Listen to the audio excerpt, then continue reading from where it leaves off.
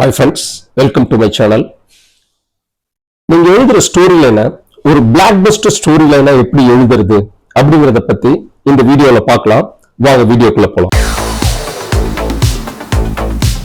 ஒரு பில்டிங்க்கு எப்படி ஒரு பேஸ்மெண்ட்ங்கிறது ஒரு ஃபவுண்டேஷனோ ஒரு அடிப்படையோ, அது மாதிரி நீங்க எழுதுற ஒரு முழுமையில திரைக்கதைக்கு அடிப்படையா இருக்கிறது நீங்க தேர்ந்தெடுக்கிற நீங்க எழுதுற அந்த 4 வரி ஸ்டோரி லைன். அதுதான் ரொம்ப ரொம்ப இம்பார்ட்டன்ட். இந்த ஸ்டோரி லைனை நீங்க சரியா ஒரு பிளாக் பஸ்டர் டிசைன்ல நீங்க எழுதிட்டீங்க அப்படின்னா நிச்சயமா அந்த படம் வெற்றி அடையும். அப்படி இல்லை அப்படின்னா உங்க திரைப்படத்தின் வெற்றியை அந்த ஸ்டோரி லைன் தீர்மானிக்காது. பெரும்பாலான ஸ்கிரீன் ரைட்டர்ஸ் என்ன செய்வாங்க அப்படின்னா, அவங்க மனசுக்குள்ள ஒரு ஒரு சம்பவமோ அல்லது ஒரு கேரக்டரோ அல்ல கதையில வரக்கூடிய ஒரு சிச்சுவேஷனோ இதோ ஒண்ணு அவங்களுடைய கற்பனையில உருவாகும். உடனே அவங்க என்ன பண்ணுவாங்க அப்படின்னா, அவங்க மனசு பரபரக்கும். இது ஒரு முழு நீள திரைக்கதையா, ஒரு 150 பக்கம், ஒரு 60 சீன் 20 சீன் உடனே இந்த கதைக்கு உருவாக்கணும் அப்படின்னு சொல்லிட்டு படபடன்னு அதுக்கு எழுத ஆரம்பிப்பாங்க அல்லது சீன்ஸ் உருவாக்க ஆரம்பிப்பாங்க. அந்த கிரியேட்டிவ் எனர்ஜி ரொம்ப ரொம்ப முக்கியமானது, அது இருக்கணும். ஆனா அதுக்கு முன்னாடி நம்ம செலக்ட் பண்ணிருக்கோம் இல்லையா, நம்ம மனசுல தோன்றி இருக்கு இல்லையா ஒரு ஸ்டோரி லைன், அதாவது ஒரு சப்ஜெக்ட்னு சொல்லுவாங்க. இது சரியானது தானா? இது ஒரு 150 பக்கம் அல்லது 120 பக்கம் இதை ஒரு முழு நீள திரைக்கதையை எழுதுனா இந்த படம் ஓடுமோ ஓடாதா அப்படிங்கிற அந்த ஜட்ஜ்மெண்ட், அந்த அனுமானம் ஒரு ஸ்கிரீன் ரைட்டருக்கு ரொம்ப ரொம்ப அவசியம். ஹாலிவுட்ல ஜான் ட்ரூபின்னு ஒரு ஸ்கிரிப்ட் கன்சல்டன்ட், ஒரு ரைட்டர், ஒரு ஸ்கிரீன் ரைட்டர் இருக்காரு. அவர் தி அனாட்டமி ஆஃப் ஸ்டோரி அப்படின்னு சொல்லிட்டு ஒரு புத்தகம் எழுதியிருக்காரு. அந்த புத்தகத்துல அவர் என்ன சொல்றாரு அப்படின்னா, பெரும்பாலான திரைப்படங்கள், அதாவது 100க்கு 99 படங்கள் அதனுடைய ஸ்டோரி லைனை ஒன்லைன்ல எழுதுறப்பவே தோல்வி அடைஞ்சிடுது அப்படின்னு சொல்லிட்டு சொல்றாரு. இது எவ்வளவு நிஜம் அப்படிங்கறத இன்னைக்கு காலகட்டத்துல உங்களால புரிஞ்சுக்க முடியும். வருஷத்துக்கு 200 படங்கள் ரிலீஸ் ஆகுது. ஆனா அந்த 200 படங்கள்ல 190 படங்கள் தோல்வி அடைஞ்சிருக்கு. 10 படங்கள் தான் ஜெயிக்குது. அந்த 10 படங்கள்லயும் ஒரு 5 படம் பிளாக் பஸ்டர் ஹிட் ஆகுது, ஒரு 5 படம் பிரேக் ஈவன் ஆகுது. இதுக்கு காரணம் என்ன அப்படின்னு பாத்தீங்கன்னா, மோஸ்ட்லி அவருடைய ஸ்கிரீன் ரைட்டிங், அதாவது அந்த திரைக்கதை தான் சரியில்லாம போயிருக்கும். அதனாலதான் அந்த படம் தோல்வி அடைஞ்சிருக்கும். சோ ஒரு திரைக்கதையை மிக சரியா எழுதிட்டோம் அப்படின்னாவே அவருடைய வெற்றி கன்ஃபார்ம் ஆயிடும். சோ அந்த முழுமையான திரைக்கதை எழுதுறதுக்கு முன்னாடி நம்ம செலக்ட் பண்ற ஸ்டோரி லைன அது சரியா இருக்கா இல்லையா, அது முதல்ல அதில் அந்த பிளாக் பஸ்டர் வெற்றி அடைவதற்கான சீடு விதை அந்த ஸ்டோரி லைன்ல இருக்கா இல்லையா அப்படிங்கிறத அவசியம் நம்ம செக் பண்ணணும். நம்ம தமிழ்ல கொண்டாடுற திரு பாக்கியராஜ் சார் அவர்கள் தன்னுடைய வாங்க சினிமாவை பத்தி பேசலாம் அப்படிங்கிற புத்தகத்துல ஒரு பிளாக் பஸ்டர் ஸ்டோரி லைன் எழுதுறதோட அவசியத்தை பத்தி அவர் வலியுறுத்தியிருக்காரு. அவர் ஆரம்ப காலகட்டங்கள்ல, அவர் அசிஸ்டன்ட் இருந்த காலகட்டத்துல பல கம்பெனிகளுக்கு கதை சொல்ல போயிருக்காரு. அப்ப தேவர் பிலிம்ஸ் திரு தயாரிப்பாளர் திரு சின்னப்ப தேவர்கிட்ட அவருக்கு கதை சொல்றதுக்கான ஒரு வாய்ப்பு கிடைச்சிருக்கு. இவர் போயிட்டு ஒரு 2.5 மணி நேரம் இவர் ஒரு முழு நீள திரைக்கதைய ஒரு திரைப்படத்தை அவர்கிட்ட சொல்றதுக்கு பக்காவா ப்ரிப்பேர் ஆகி போயிருக்கிறார். அவர்கிட்ட போயிட்டு உட்கார்ந்து இருக்காரு. சொல்லியா கதையை சொல்லியா அப்படின்னு சொல்லிட்டு அவர் சொன்ன உடனே இவர் ஸ்டார்ட் பண்ணிருக்காரு. ஃபுல் கதையெல்லாம் சொல்லாத, சும்மா 4 வரியில நீ யோசிச்ச முழு கதைய 4 வரியில சொல்லு அப்படின்னு இருக்காரு.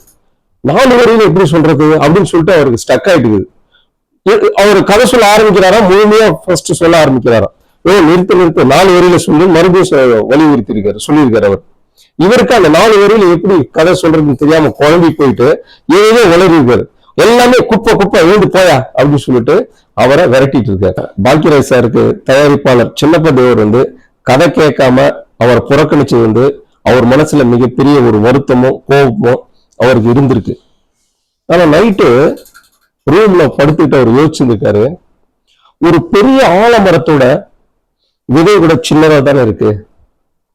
அந்த மாதிரி ஒரு பெரிய திரைப்படமா இருந்தாலும் அந்த திரைப்படத்துடைய கதை நிச்சயமா ஒரு 4 வரியில ஒரு 2 வரியில சொல்லக்கூடியதா இருந்தாதான் அது சரியா இருக்கும் அப்படின்னு சொல்லிட்டு அவர் எழுதி வச்ச ஒரு 2.5 மணி நேர திரைப்படத்தை ஒரு 4 வரியில 2 வரியில எழுதி பார்க்க ட்ரை பண்ணியிருக்காரு.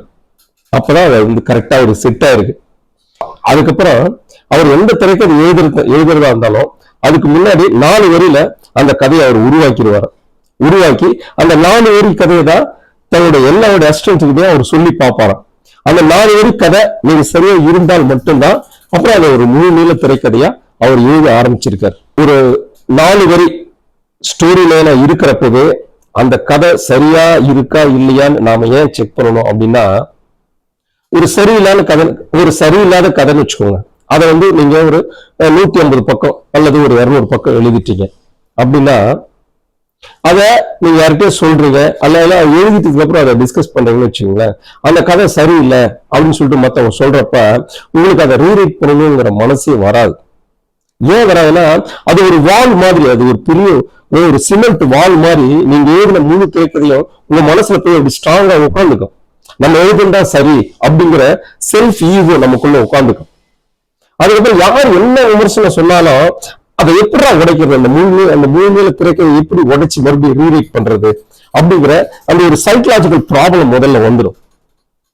அதுக்கப்புறம் யார் எது சொன்னாலும் அது வந்து ரீரைட் பண்ணணும்னு மனசே வராது. அதனாலதான் வந்து என்ன பண்ணணும் அப்படின்னா, நம்ம அந்த ஸ்டோரி லைனா இருக்கிறப்பவே அதை வந்து இது வந்து பிளாக் பஸ்டர் சீடு இதுக்குள்ள இருக்கா இல்லையா அப்படின்னு சொல்லிட்டு நண்பர்கள்ட்டோ அல்லது அந்த யார் அந்த திரைக்கதை எழுதுற ரைட்டருக்கோ அதை ஜட்ஜ் பண்ணக்கூடிய ஒரு நாலேஜ், ஒரு அனுமானம் நிச்சயமா அவங்களுக்கு அது தேவைப்படுது. மிக சரியான ஒரு ஸ்டோரி லைனை ஃபார்ம் பண்ணாம எவ்வளவு பெரிய டைரக்டர் ஒரு திரைக்கதை எழுதி படம் பண்ணாலும் அந்த படம் தோத்துரும். இது அனுபவபூர்வமான ஒரு உண்மை. திரு பாலாஜி சக்திவேல் சார் அவரை வந்து நான் மிகவும் தமிழ்ல மிகவும் மதிக்கக்கூடிய ஒரு பெரிய டைரக்டர். அவருடைய காதல் திரைப்படம் வந்து ப்ரீ ஷோ பாக்குறப்பவே இந்த படம் விட்டு அப்படின்னு சொல்லிட்டு எல்லாரும் பரபரப்பா பேசுகிறாங்க. அவ்வளவு ஒரு அற்புதமான ஒரு படத்தை எடுத்தவர். அப்படிப்பட்ட ஒரு இயக்குனர் வந்து அது வந்து சங்கர் சார் ப்ரொடக்ஷன்ல எஸ் பிக்சர்ஸ்க்கு அந்த படம் காதல் படம் பண்ணார். அவருக்கு மறுபடியும் சங்கர் சாரோட ப்ரொடக்ஷன்ல கல்லூரின்னு ஒரு படத்தை பண்றாரு. ஆனா அந்த படம் வந்து அவருக்கு வந்து ஒரு பெரிய வெற்றி, அவர் எதிர்பார்த்த வெற்றியை அவருக்கு வந்து கொடுக்கல. படம் வந்து ஆவரேஜ், இன்னும் சொல்லணும் பிளாட்னு கூட சொல்லலாம். காரணம் என்னன்னு பாத்தீங்கன்னா, அந்த காதெல்லாம் அவர் எடுத்துக்கிட்ட அந்த ஃபவுண்டேஷன், அந்த ஸ்டோரி லைன் இருக்கு இல்லையா, அதுல ஒரு கமர்ஷியல் பிளாக் பஸ்டர் சீடு இருந்தது. ஆனா கல்லூரி திரைப்படத்துல அப்படி ஒரு ஸ்டோரி லைன் எனக்கு கிடையாது. இட்ஸ் ஜஸ்ட் ஒரு டாக்குமெண்ட்ரி மாதிரி இருந்தது அந்த படம். அது அவர் சரியா அவர் கவனிச்சாரா, அவருடைய பெரிய நாலேஜ் போச்சா என்னன்னு தெரியல. நீங்க கல்லூரி படம் அது என்னுடைய கேஸ் ஸ்டடி. நீங்க கல்லூரி படத்தை திரும்ப கூட எடுத்து போட்டு பாருங்க, அதுல பாத்தீங்கன்னா அது ஒரு ப்ராப்பரான ஸ்டோரி லைனும் இருக்காது. அது ஏதோ ஒரு கல்லூரி நண்பர்களை பத்தின ஒரு டாக்குமெண்ட்ரி மாதிரியே இருக்கும். அது ஒரு கிளைமேக்ஸுக்காக ஒரு திரைக்கதை பண்ண மாதிரியே இருக்கும். ஆனா காதல் திரைப்படம் அப்படி இருக்காது. அதுல பிரமாதமான அந்த ஸ்டோரியை டிசைன் பண்ணியிருப்பாரு. அதனாலதான் அந்த படம் வந்து நீள திரைக்கதை எழுதி எடுத்தப்போ மிகப்பெரிய ஹிட் ஆச்சு. அந்த மாதிரி நம்மளுடைய ரைட்டிங் ப்ராசஸ்ல பேசிக், அதாவது பிகினிங்லயே வந்து ஒரு ஸ்டோரி லைனை ஃபார்ம் பண்ற போது அதனுடைய பிளாக் பஸ்டர் டிசைனை நம்ம உருவாக்கணும். நண்பர்களே, எல்லோருமே வந்து ஃபிலிம் டைரக்ஷன் பண்றது, ஸ்கிரிப்ட் எழுதுறது அப்படிங்கிறது வந்து படம் வெற்றி அடையணும் அப்படிங்கிற ஒரே நோக்கத்தில் தான் எழுதுறாங்க. ஆனா வெற்றியடைந்த படங்களுக்கும் தோல்வியடைந்த படங்களுக்கும் உள்ள வித்தியாசம் என்ன அப்படின்னா, வெற்றியடைந்த படங்கள் மிக சரியா ஜட்ஜ் பண்றாங்க. தோல்வியடைந்த படங்கள்ல அவங்களுடைய ஜட்ஜ்மெண்ட் இதே ஒரு விதத்துல மிஸ் ஆகுது. அதனாலதான் வந்து பெரும்பாலான படங்கள் தோல்வி அடையுது. அப்ப நம்ம மேக்சிமம் ஒரு ரைட்டான ஒரு ஸ்டோரி லைனை ஃபார்ம் பண்ணிட்டோம் அப்படின்னாவே அவருடைய திரைக்கதை மிக பிரமாதமா வந்துடும். அதனால ஒரு ஃபண்டமெண்டல், ஒரு பில்டிங்க்கு பேஸ்மெண்ட் எவ்வளவு முக்கியமோ அந்த மாதிரி ஒரு முழுநீள திரைக்கதைக்கு அவருடைய ஸ்டோரி லைன் வந்து ரொம்ப ரொம்ப இம்பார்ட்டன்ட். இப்ப நான் படித்த நிறைய புத்தகங்கள் வந்து ஸ்கிரிப்ட் சம்பந்தமா, ஸ்கிரிப்ட் ரைட்டிங் சம்பந்தமா நான் நிறைய ஹாலிவுட் ஸ்கிரிப்ட் கன்சல்டிங்குடைய மிக முக்கியமான புத்தகங்களா நான் படிச்சிருக்கேன். அந்த புத்தகங்கள்ல ஒரு பிளாக் பஸ்டர் ஸ்டோரி லைனை எப்படி ஃபார்ம் பண்றது, எழுதுறது அப்படிங்கிற ரைட்டிங் டெக்னிக்ஸை பத்தி நிறைய அவங்க விவரிச்சிருக்காங்க. சோ அந்த ரைட்டிங் டெக்னிக்கை வந்து நான் அடுத்த வீடியோல நான் உங்களுக்கு தெளிவா சொல்றேன். அது நிச்சயமா ஏதோ ஒரு விதத்துல உங்களுக்கு பயன் இருக்கிற வகையில இருக்கும். கண்டிப்பா என்னுடைய அடுத்த வீடியோவை பாருங்க. இந்த வீடியோ பார்த்ததுக்கு ரொம்ப நன்றி. தேங்க்யூ ஃபார் வாட்சிங்.